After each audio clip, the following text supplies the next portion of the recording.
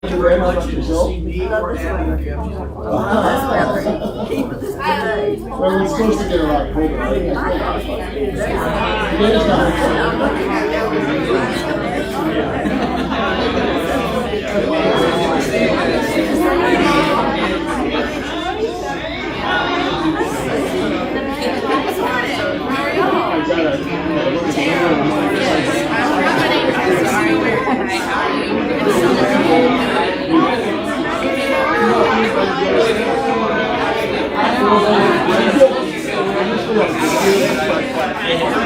But we will be there, unless you're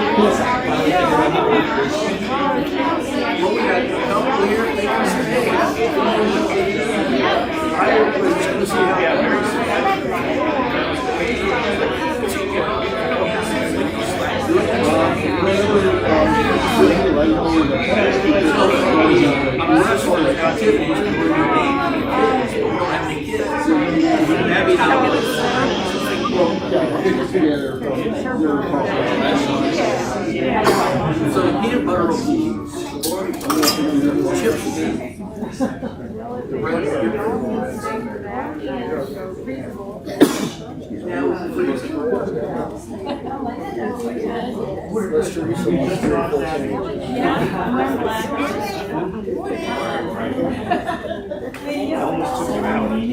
chips.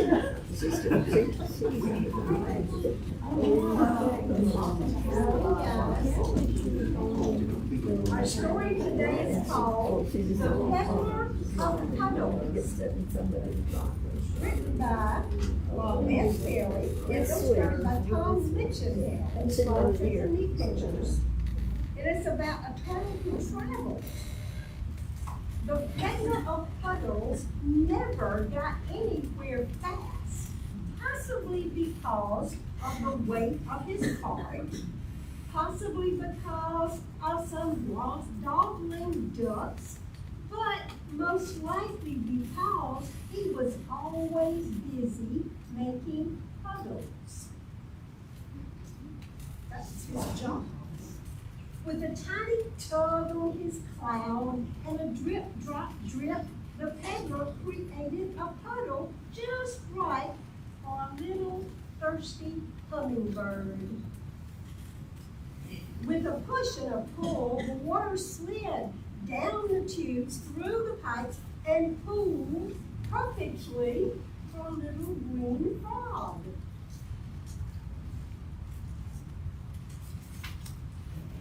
With a twist and a turn, the peddler fashioned a puddle exactly right for a refreshing paddle.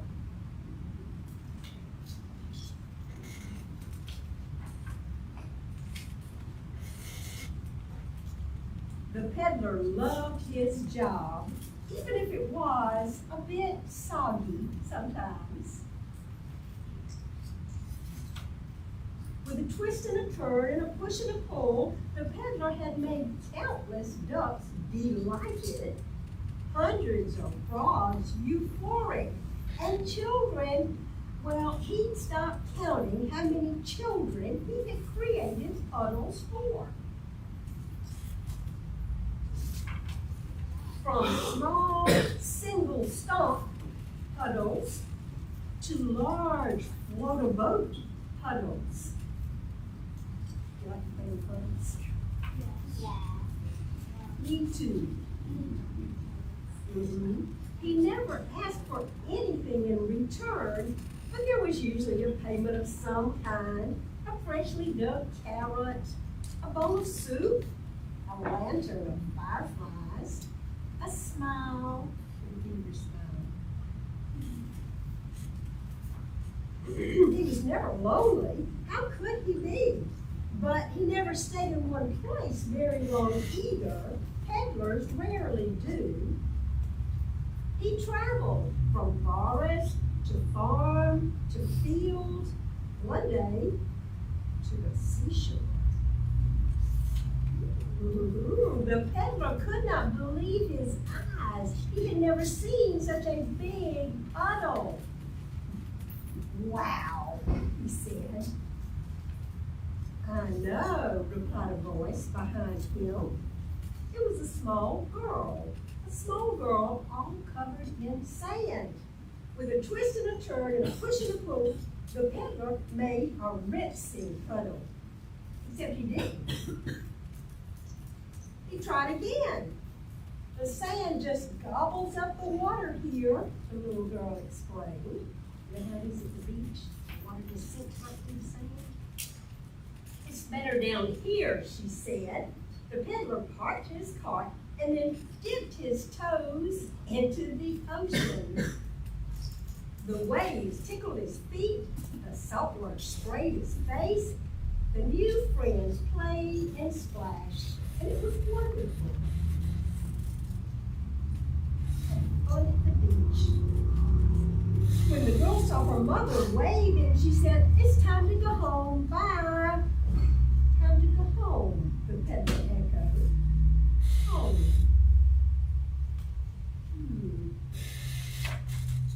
The peddler walked slowly down the beach, possibly because of the weight of his sand-laden boots, possibly because of the crowd scuttling around, but most likely because he realized he didn't have a place to call home. Peddlers rarely do. He reached his cart and he tugged, he twisted, he pushed, he pulled. He couldn't move his cart. That sand was tricky and he was tired. And that's when he saw them. His friends. They hadn't come for the sand or the sea or the salty waves. They had come looking for him. And they weren't leaving without him. They pushed and they pulled and they pulled and they pushed until finally the cart moved. They led the peddler back through the field, past the farm, and into the forest, where they had dug a hole, a big inviting hole in the ground.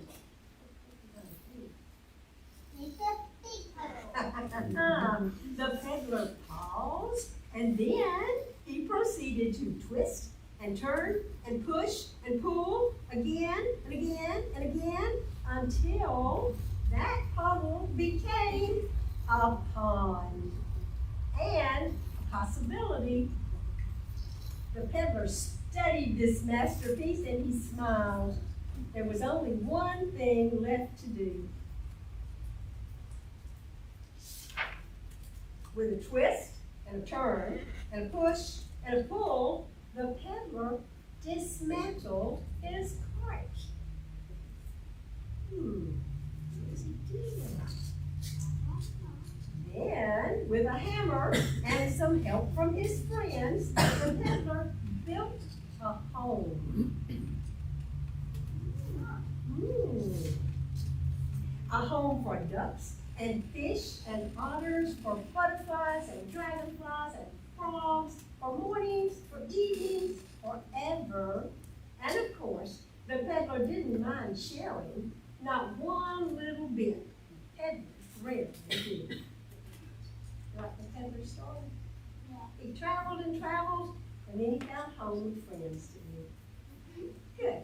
Thank you for listening. Let's stand up and lead the congregation in an affirmation. We'll say it over here with us.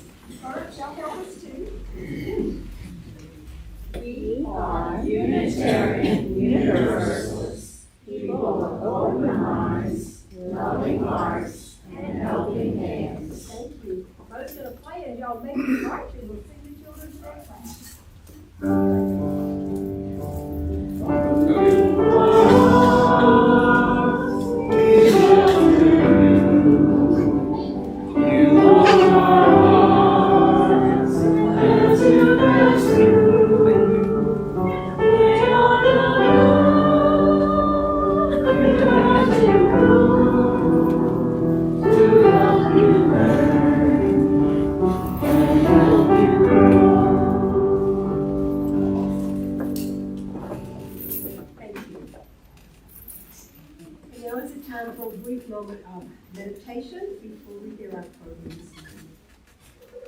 invite you to sit in silence and prepare your heart to receive whatever comes next.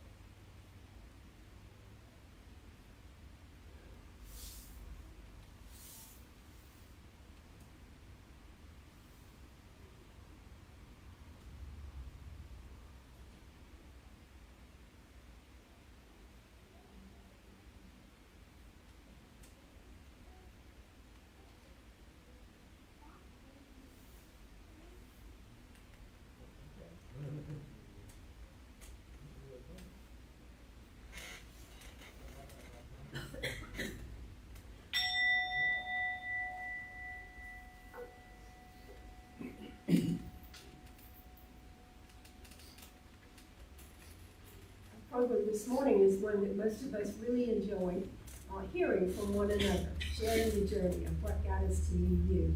Our scheduled speakers today were Connie Ressler and Al Hackle and Noel Holley. And thankfully, Martha has agreed to come and recount a short story that Connie shared with her about how she came to be a UU. So Martha, start us off by sharing that, if you would, please.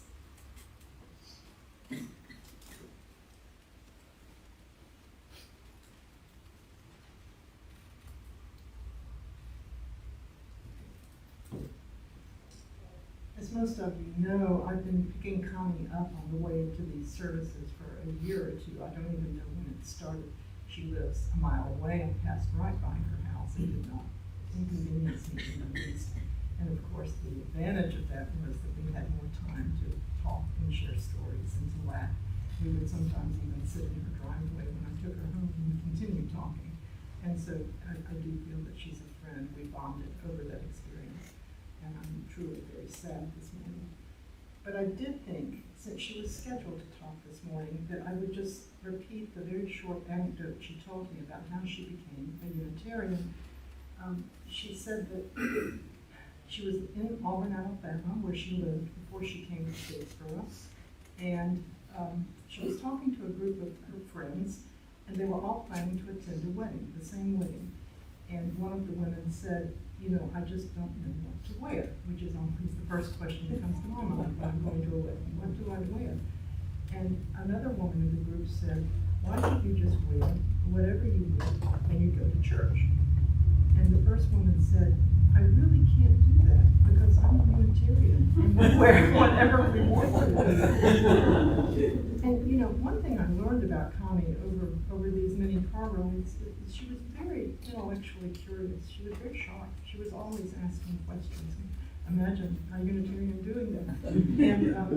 And so that's the comment. That one comment struck her, and she said, "That's you can wear what you want. You don't have to dress up." And the woman said no. So Connie told her husband Ralph that she said, we've got to go to this church and see what this is like. And so they attended the Unitarian church, and after the first service, she said that she turned to her husband and said, this is where we belong. And so as a result of a chance comment, which is so often true in life, she changed the trajectory of her religious future. Aren't we glad that she did? Because then we are now able to have said that we need the removal of Connie. Thank you.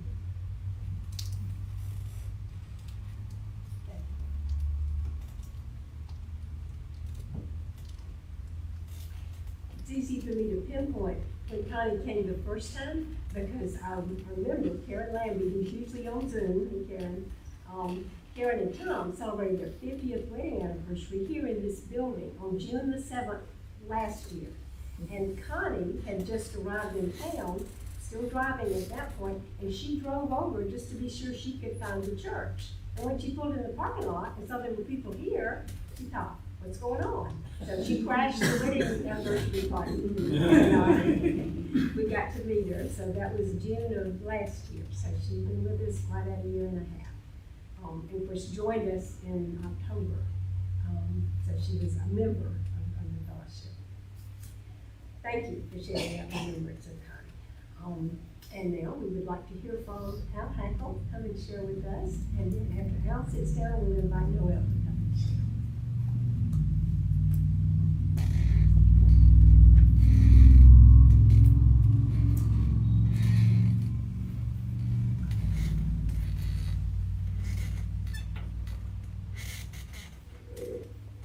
I'm certainly neither a minister nor a public speaker. There's this expression, lay reader, so I'm going to be a lay reader reading what I wrote. If you would, just turn in your pew Bibles to Acts chapter 17. No, that's right, we don't have pews or Bibles on the back of the pews.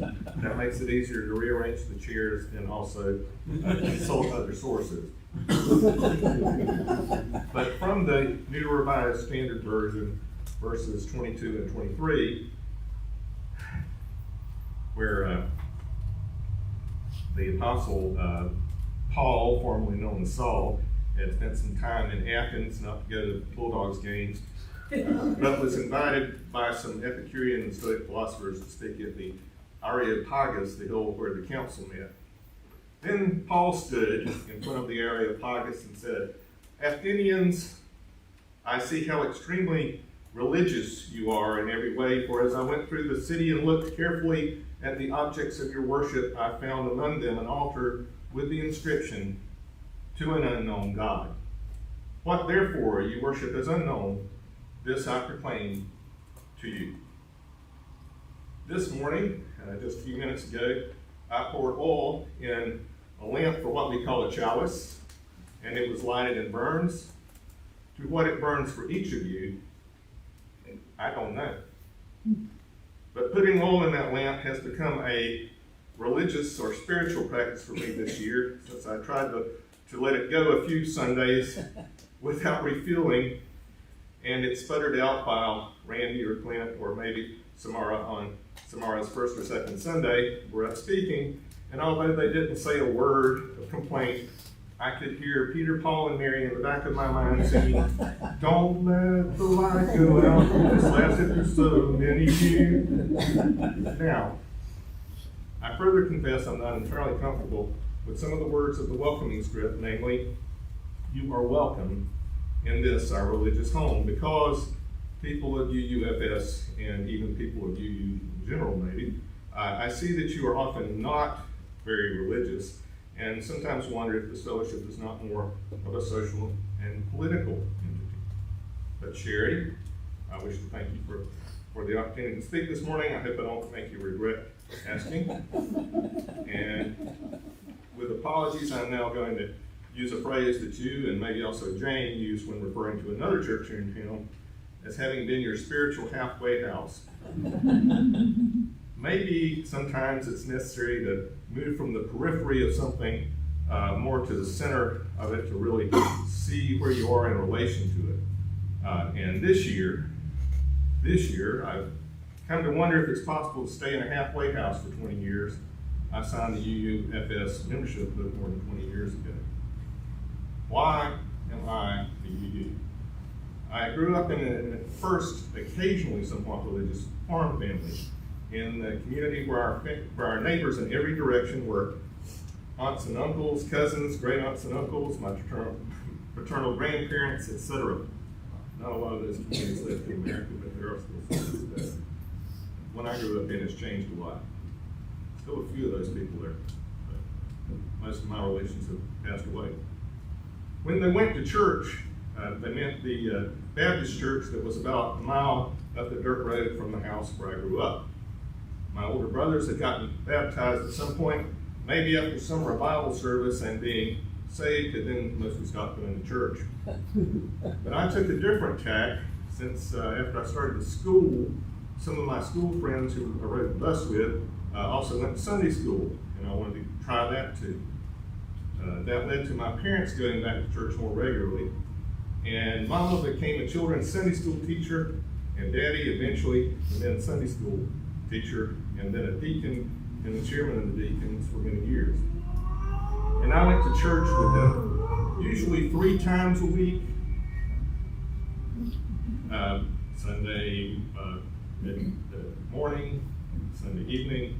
Prayer meeting is on Wednesday, as many people in the area are aware. You don't schedule things on Wednesday night if you can help it. Of course, so as not to interfere with some people's church time. And I went to church with them usually, about 3 times. And also occasionally youth group events. And FYI, kids in a rural area near Cogtown, Georgia, sang Kumbaya around a campfire in the 70s and 80s. Now here's the secret: I never joined the church, although I consider myself to have had a private salvation experience. And I avoided taking communion because of the insistence that you be of life, faith, and order to do that. But I did have a favorite part of that quarterly communion service. I often have communion in some Baptist churches. And my favorite part was the communion, for which I was otherwise only a witness, was the song sung after the flour wafers were dissolved and the grape juice swallowed. Almost the only time that a song was sung without piano accompaniment in that church. People stood and held hands and sang, "Blessed be the tie that binds our hearts in Christian love, the fellowship of kindred minds is like to that above." Why didn't I join? Maybe a lot of the reason was shyness. To be saved in such a church in those days required a very public, often emotional experience. It was different from signing the book here, or even infant baptism, the infant to baptism to later confirmation track of some other types of Christian churches. But also, very early on, I encountered some difficulties with believing what I was hearing and reading. One example is the insistence by some ministers more than others that, quote, the Bible is the inerrant word of God. When there are so many odd contradictions in that book of books. One example, a fairly trivial one maybe, is the fact that the Gospels give two very different genealogies for Jesus in Luke 3 and Matthew 1. It doesn't help if you ask a random believer about this, that if you ask a random believer about this, you might be told that one is Jesus' family tree through Joseph, and the other through Mary.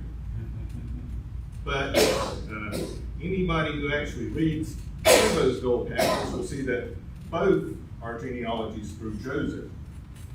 Although the one in Matthew is in chronological order, and the one in Luke in reverse chronological order, and they don't even agree about the name of Joseph's father.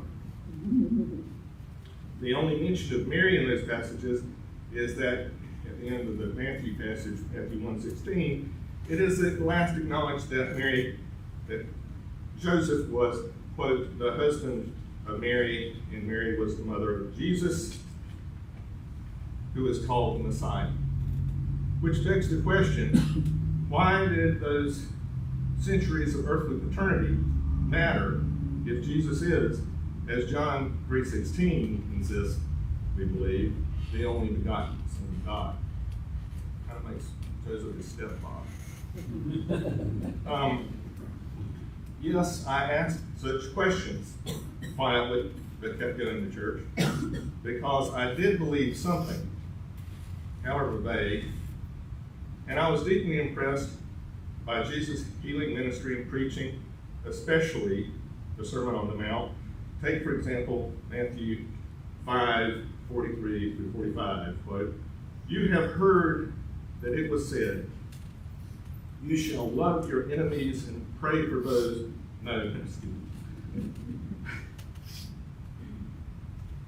"You have heard it was said, you shall love your neighbor and hate your enemy. But I say to you, love your enemies and pray for those who persecute you, that you may be the sons of your Father who is in heaven. For he makes his sun rise on the evil and the just, on the evil and the good, and sends rain on the just and on the unjust. That seems to me a very different thing than preaching that God had only one child, and if you believe it, you'll live forever, and if not, you'll be tortured.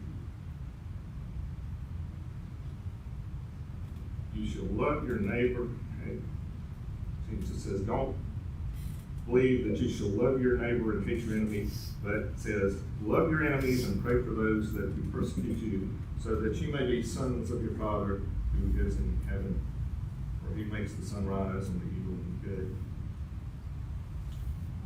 In my search for truth and meaning, I even went to a historically Baptist college, Mercy University, while never actually becoming a Baptist. Although I took enough courses to qualify for a teaching certificate in English, my actual declared major was philosophy. And the philosophy department shared a building with the Christianity department. The two courses I took in Christianity were the world religions class, and the one that was called, I believe, Modern Protestant Theology. So you see how far that went. But so you don't get the wrong idea about Mercy. The basic biology class I took there was called Ecology and Evolution. And the evolution part was emphasized and not questioned as a key part of science there in the 1980s. However, perhaps more readily at a private, nominally Baptist university than at some public universities at that time or later, you could espouse and debate political beliefs even in the classroom. And one of my more influential professors for a Southern literature class, and among others, was an Episcopalian feminist whose beliefs amounted to Christian Universalism. And on campus on Sundays, I sometimes attended a community worship service that was highly ecumenical. Still, the first church I ever joined was the one I'm speaking in this morning. Since high school, I had the idea that I believed in Jesus, God. Jesus is God, his heavenly Father, and that Jesus was at least an exemplary figure. I first came up with the idea that Unitarian could describe my beliefs from something like an encyclopedia article on historical Unitarianism.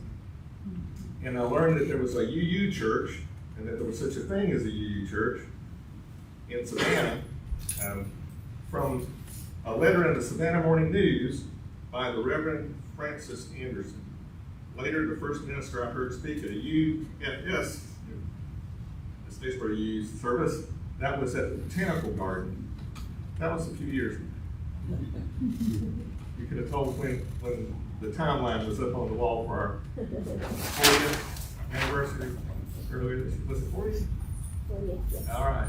Well, I wasn't around 40 years ago, but a lot more than 20 actually. So that's why I'm a UU.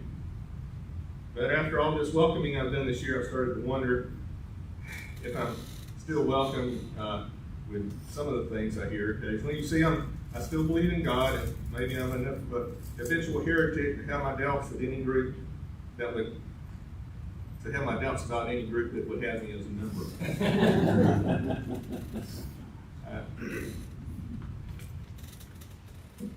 And that's where I'm going to say, anytime I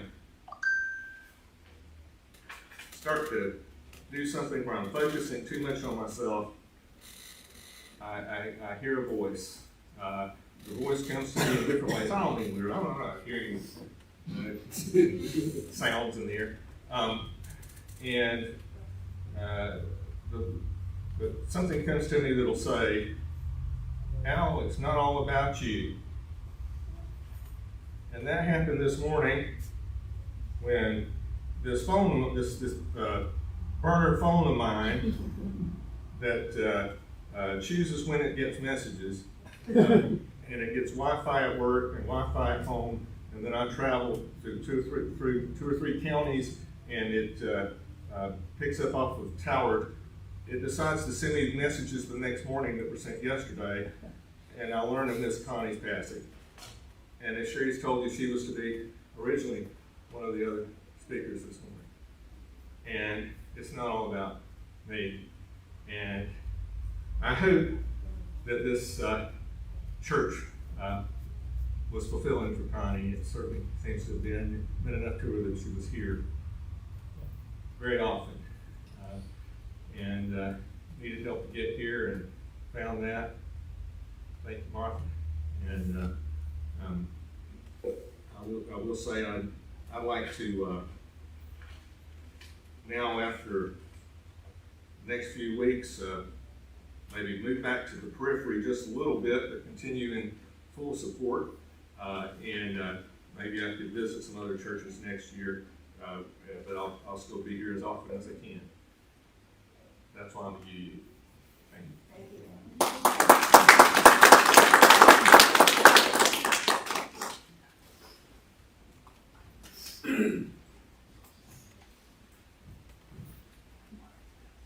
Sherry, can you remind me what time I'm going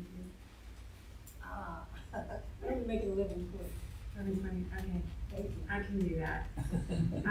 My mom will, I'm gonna say it here, I'm going to try really hard. My mom would tell me growing up, Reader's Digest version of all, Reader's Digest. So I'm gonna work hard on that. So when I was growing up, faith was the defining center of my life. In the spring of 1830, in upstate New York, a young 14-year-old farm boy named Joseph Smith knelt in a grove of trees and prayed to know which church he should join. He'd been reading from the book of James, specifically James 1:5. If any of you lack wisdom, let him ask of God, that giveth to all men liberally and upbraideth not. According to the story that I was raised on, two heavenly beings appeared and told him that none of the churches were true, but that through him, the full gospel would be restored to the earth. That moment became the foundation of the Church of Jesus Christ of Latter-day Saints, the church that I was born and raised in. I grew up steeped in that story and in the rhythm of that church. From a young age, we were taught that obedience, faith, and purpose, never saying no, never questioning authority. If any of you know me, you know how hard that is for me. The goal was clear, to return to our Father in heaven by following the exact steps laid out for us. Baptism at 8, priesthood ordination for the boys at 12 and 18, temple ordinances for adults, receiving a new name, making sacred covenants, and performing work for the dead in the temple. And finally, marriage for time and all eternity. It was an entire life mapped out for us from birth to beyond death. And there was so much that I loved about it. The music, how we learned doctrine through song before we could even read. The chance to give talks from the pulpit, such as this, starting as young children. In fact, I joke about this, I should say, that there's a sacrament talk in everything we do. From taking hikes to go to a waterfall to playing jump rope or hopscotch in the driveway. So that there's always something to be learned, and you're always constantly thinking of a sacrament talk. The sense of community, how we moved to a new town meant instant friends and helping hands. Service was woven into our lives with projects, dinners, and dances that connected something to the computer. Okay, sorry, I touched something. And those things connected us. They were beautiful things, but for me, beauty and belonging began to tangle with confusion and pain. I've always been inquisitive, logical, and hungry for understanding. And when I began to ask questions about scripture, about doctrine, about inconsistencies in the history of the church, the answers I got were, don't worry about that, Noel. It's not important to your eternal salvation. Just put it up on the shelf. The shelves get heavy. Mine eventually collapsed. In the church, we were taught that any material not published by the church was considered anti-Mormon literature. And as someone who values learning, who taught my children to think critically, that felt really strange. We encourage critical thinking in every topic, in science, in history, in schoolwork, but not in religion. And that double standard didn't sit right with me. So when my daughter, my oldest, started to ask the same questions I once had, I couldn't in good conscience give her the same shallow answers I was given. So I started to read and to study and question for myself. And as I did that, the picture became far more complicated than what I had been taught. I discovered manipulation disguised as obedience and fear disguised as faith. The church preached moral agency, but the choices were rarely free, only framed as such. The unspoken rule was, if you want to be with your family forever, you'll make our choices. And that realization broke my heart.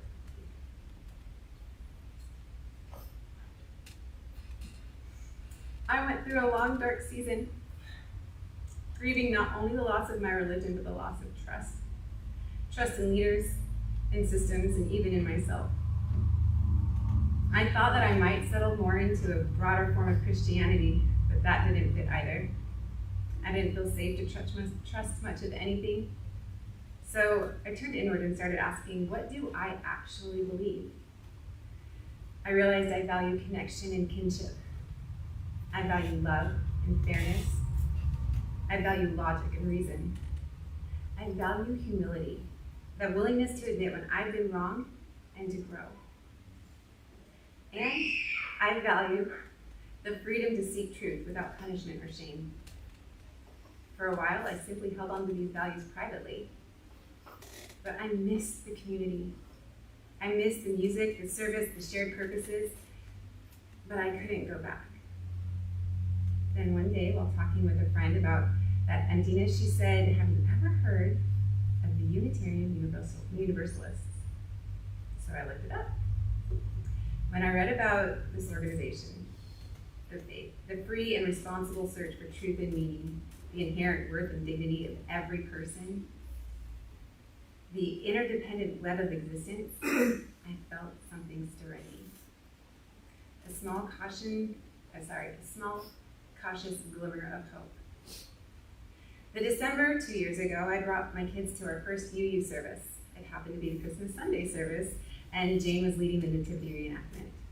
When it came time for baby Jesus, the infant, to be placed into the manger, it was actually a Santa Claus doll dressed in rainbow colors. My kids took one look and immediately nicknamed him the gay baby Jesus. Sorry, the gay baby Santa Jesus.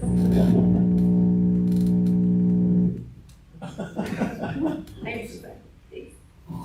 Honestly, that moment sealed it for us because it was perfect. It was lighthearted, inclusive, a little irreverent, but still somehow sacred. From that Sunday on, we had found our people. The first time I stood in the sanctuary and watched the chalice being lit and later extinguished, and we recited the creed together, I felt something deep inside. Deep inside me released. It was like someone reached into my heart and said, yes, this is who you are, and this is what you've been looking for. It wasn't a revelation from heaven. It was that quiet, peaceful voice of belonging. For the first time in years, I didn't have to edit myself to fit the room. I didn't have to defend my questions. I didn't have to hide my doubts. And even more importantly, my children didn't have to hide who they are. They could each be fully themselves, curious, expressive, still becoming, and be met with acceptance rather than fear. That kind of acceptance is radical in the best way. It's not about converting or convincing. It's about honoring the sacred light in every person. In the church of my childhood, truth was something handed down. Here, truth is something we seek together. There, worthiness was conditional. Here, worth is inherent. And where I once felt trapped between certainty and shame, I now feel free to live in wonder and grace. So, why am I UU? Because it gives me a place to root my values and still let them grow. Because it allows me to be in community without conformity. Because it gives my children a model of faith that is kind, curious, and inclusive. because it reminds me that love is not earned, it is shared. And because when we light that chalice and speak the words of our Creator, I feel finally at home. Thank you.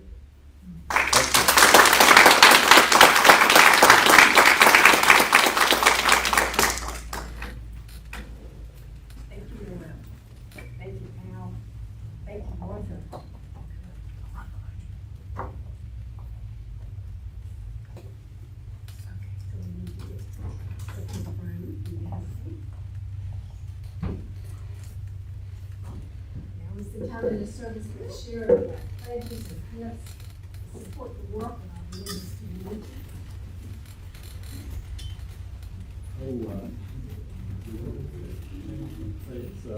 I'm gonna be there. Remind The shared plate will really be for the food bank, and I believe the needs of the technology fund will be met in a different way. Okay, so anything that goes in the plate beyond your regular pledge, half of it will go to support the local food bank with the increased needs recently.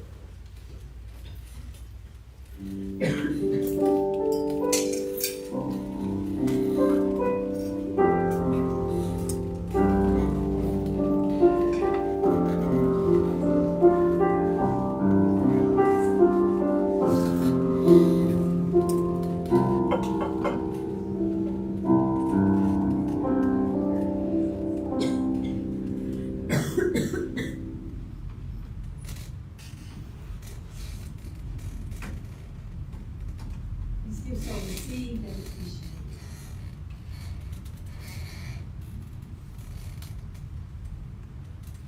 Now is the time for joys and concerns. If there's something on your heart you'd like to share with the group, I invite you to do so now. Come and light a candle, place a stone in the water, or speak from your seat.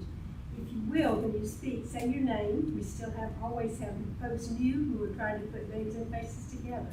So if you'll identify yourself when you speak, that's all. I'll light our first candle.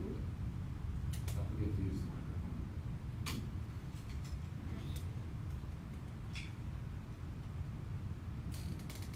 Mike is reminding me to use the microphone, is that on? It is, and it's very, Can't hear it.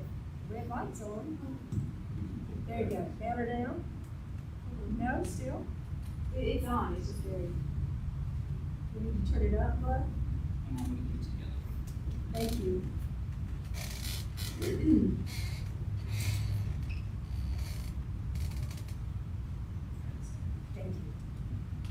Can you hear me better now? Thank you. I light this candle in honor and appreciation for the life of Connie Westler. May all who love her be comforted. Her memory will long be cherished. Others who would like to share a joy or a concern.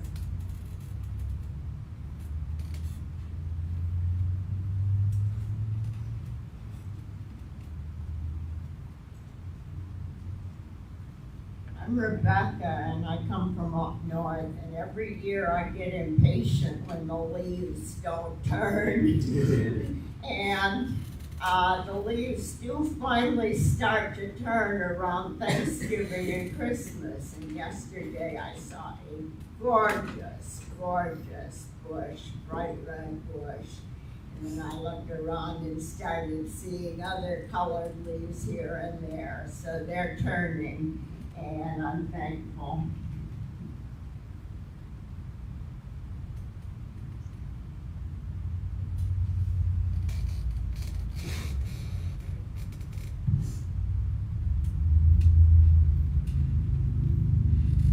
Thank you, Rebecca. You reminded me, speaking of leaves, so I want to celebrate trees. We had another very successful tree giveaway where we got trees donated from Trees Atlanta. 150 trees found new homes in Statesboro and close by to contribute to our tree canopy that makes the air cleaner and happier for all of us. Celebrating trees.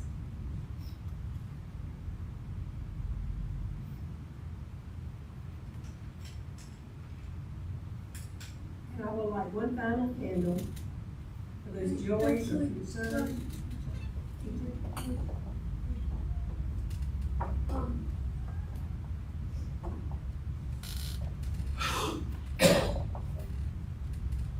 Figured that's good for all start today. It's been kind of a week. Few of you know, but a friend of mine had a really bad week. Was in the hospital, and we didn't know if he was going to make it. But this is a candle of joy because he is now home with his family where he should be. So that is very wonderful, and I'm very happy about that.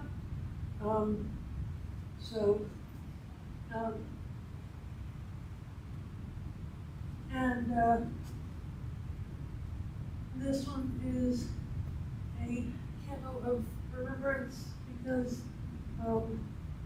tomorrow marks the anniversary of my mother's passing.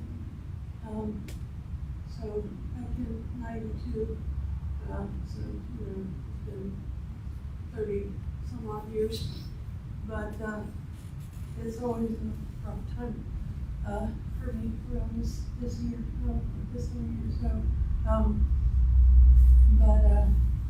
So some good, some bad, but if you want to see beautiful leaves, there's a tree behind my house, Rebecca, that you would love. It's beautiful and golden right now in the middle of all the green. I go out every morning and kind of look at it, and it's really lovely color this time of year. I always look forward to it at this point.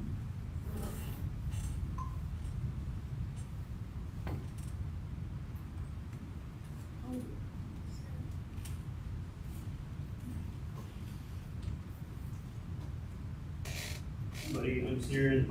I just wanted to say that I had this really lovely Halloween and some great friends around me, like all week long, and I had a really, really long work day this past Thursday. We had a reception in the gallery at Hayward Center. The same night we had a really big performance on stage, so it was a 14-hour day for me, and I ended up just realizing halfway through that I was spending this time, although, would love to not be working, around people that I just really love, and I get to work with such great people, and it's just really amazing that I get to be so proud of what I do, but also share time with people that I just really love being around. And I also want to light another candle. Okay, that's my first candle. Second candle is many of you know our deputy director for a little while longer, Mr. Tony Phillips at the Hayward Center. His wife is fully cancer-free, and so he is retiring early to his little lake house that he just finished renovating. So very happy for them and grateful for them and the family, and he gets to really enjoy the time that he's got with her, and yeah, very, very pleased for them. And for just everybody that I have in my life, I just have really amazing people around me.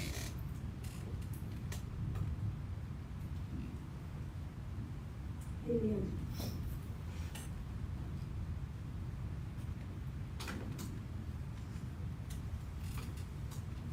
Let me speak a word of prayer before we sing prayerfully together. We are reminded of what a privilege it is to have this sacred space, to come together, to share our journey, to love one another through sadness, through celebrations, through all the days of our lives. May we never take it for granted. May we continue to appreciate and love one another. May it be so. Amen and blessed be. Lead us in the spirit of life. Let's sing together.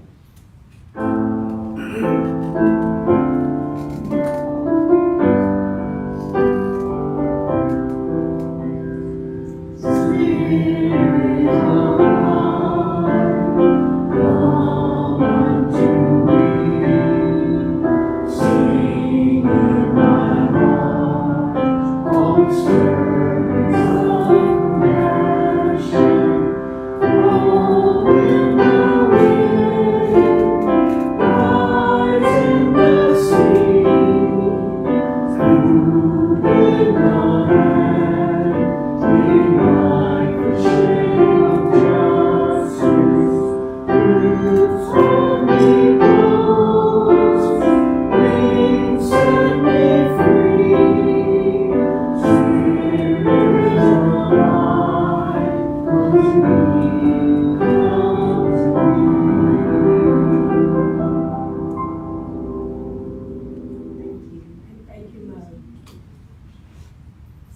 words with me as I extinguish the flame. You extinguish this flame, but not the light of truth, the warmth of community, or the fire of commitment. These we carry in our hearts until we are together again. And then we have several announcements. Teresa, you want to start us off? Thank you, Sherry. Several of you have heard this already, so now this is for the people who haven't heard it maybe yet. Next Sunday is our annual meeting, which means that after the service, we will be gathering back in here, and every member will have a vote. Every guest can certainly join us and see what things are like when we are in a business meeting. And one of the things we will be voting on is our budget for next year. And in order for our finance committee to come up with a budget for next year, we have been asking you over the last several weeks to tell us what you are willing and able to contribute to our financial situation for 2026. And also, we've been asking you to let us know what you can contribute to the other work that we try not to pay for around here, but still needs to be done. And most of you have done that, and I really appreciate that. This is the last Sunday that we will be utilizing Sunday time to look at asking you to turn in a pledge form. So if you have a filled out pledge form and you want to leave it in the back, there is a box for that. If you don't have one that you have filled out but you would like to, we do have some blank ones that you can do. There is a code online, a QR code you can scan to get the form online if you prefer to do it that way. We're happy to take it any way you want to fill it out. Right this minute, we have met about 40% of our goal. And those of you who were here with us last week, you saw a little bit of an idea of how our money is used that we do budget out. And so if we stay at 40% of our goal, a whole bunch of those yellow things on that chart up there, we will not have money for. Some of the blue things on that chart up there, we wouldn't have money for. And if that's where we end up, that's where we end up, and we'll figure it out together. But if you haven't filled one out yet and you are willing to do that, please do it today or this afternoon when you get home, so that Monday, Tuesday, Wednesday, we can start really looking at what do we have and how can we best budget that going forward for next Sunday, so that you can see the budget that we come up with and help us determine the priorities if we don't have them just right. That's all a good part of next Sunday's service. So if you need a form, come see me in the back. Thanks. Thank you, Teresa. Amen. Other announcements? Kiki. I have two real quick. I am currently the chair of the Welcoming Congregation Committee, and we will be meeting right after the afterthoughts is done, whenever that, kind of finishes up here, probably in the library, probably a good space. Everybody who's on the Welcoming Committee that's in the room, raise your hand just so people can see who you are. We're still looking for a couple of people to join us. We're especially looking for people who do not consider themselves part of the LGBT plus community, but might be an ally and want to see what the work is like. And also, if that's you and you feel drawn to come help us keep our Welcoming Congregation status all up to date with the UU, this will be a continuing committee from now on in the church. So this will be just kind of a thing if you want to come see what we're about and what the work is going to be like, even if you can't do it this time around, but maybe in the future, you can kind of sit in for a few minutes and see what is going on, whatever. But we will be meeting, in the library after talks is over. And, second thing, not a UU thing, but I'm always on about that medieval group I'm a part of. We're meeting at Mill Creek today, as long as the weather stays nice, which it should, between the baseball fields behind the playgrounds, just for a kind of free-for-all craft and meetup session. It's a nice way to get to know people. If you're interested at all, that'll be about 2 p.m.-ish. I'll be going to that after we finish the old meeting stuff. So anyway, thank you. Thank you, Kiki. So Kathy Smith wasn't able to be here today, but asked me to remind folks, please sign up on one of them is followable. You get it taped back up. If you haven't yet, stop and see where you can put your name or what you're willing to help with, where you contribute your talents and your time, as well as see Teresa how much treasure you can contribute. One thing in particular, many of you know about Rebecca's Cafe. For years, we partnered with Magnolia Missionary Baptist, and one day a month, we go and cook and serve meals. So the food bank is trying to resurrect a form of that. It will now be the Sunshine Cafe. And they're looking to all the Rebecca's Cafe partners to see who's able and willing to go and help with that. So if that's something you might be willing to do, we'll probably partner with Magnolia Baptist again. We're open to doing that. So it would take 5 or 6 of us committing one day a month to showing up over there to help serve. Might need some folks early for breakfast. Most of us would be at lunch. And they're trying to get the cooks lined up, so we just show up, cook, serve, smile, load the dishwasher. So if you're willing to help with that, please put your name on that list so we can know how to go forward with that. What other announcements do we have? Tara? Good morning. My name is Tara. November 30th, we have a music service. If you are interested in sharing your talents, musical abilities, rhythm, any of the above, please see me or Mo, and we can get you lined up for the music service. Also, we have a choir on Wednesday nights that rehearses. If you want to join the choir, whatever age you are, whatever ability you are, doesn't matter. We would love to have you. Also, again, you can see me or Mo after the service and talk to us about that. As far as the music service goes, if you don't have a piece that you want to perform, we can assign you something. Yeah, so please just talk to one of us if you're interested. Thank you. That's great. Thank you, Tara.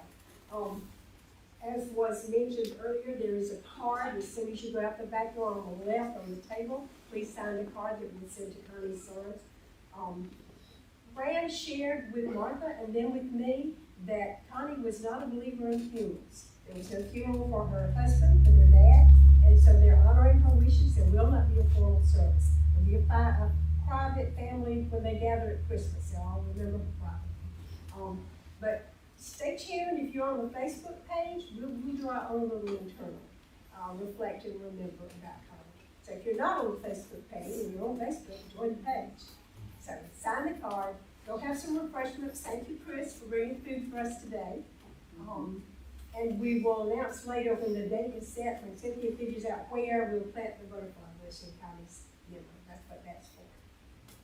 One more thing, Sally and I will be at the farmers market this weekend with the Statesboro Regional Arts Association. So come by and check out what we got. Next Saturday? Yes. Yeah, we got the one out of Saturday. It's coming Saturday, right? It's coming Yeah, Saturday. it's coming Saturday. It's coming Saturday, 9 a.m. to 12:30 p.m. And that's the last Saturday. Yeah, it's the last one. Let's go next spring. So last chance. Okay, you got something else? Tell me, Gideon. Hi, I'm Gideon. Our school is like raising canned goods or like dry food and blankets, clothes, anything like hygiene stuff to send to Jamaica. Because I'm a part of the club at our school. So I already have some things that I can bring in, but I was told to ask like anywhere I could to see if anyone could maybe bring something. So canned goods and personal hygiene products? Okay, super. So bring it next Sunday? Thank you. You're welcome, thank you. Other announcements? So, okay, Al and Noel, we can do a little talk back after? Okay. Super. So let's go get some refreshments and we'll regather you here at 11:25 for 30-minute gospel circle discussion.